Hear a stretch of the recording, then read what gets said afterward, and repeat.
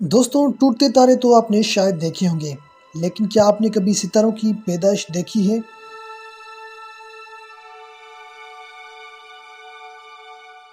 दोस्तों, तारों का टूटना एक मामूल का अमल है और बहुत से लोगों ने टूटते हुए तारों को देखा भी होगा।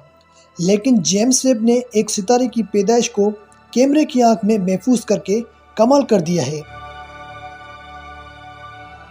जेम्स वेब स्पेस टेलीस्कोप ने खिला में भेजी गई सबसे ताकतवर दूरबीन ने हब्बल दूरबीन की जगह ली है, जो अब भी काम कर रही है। और अब जेम्स वेब स्पेस टेलीस्कोप ने एक सितारे के बनने के अमल की तस्वीर को खींच लिया है।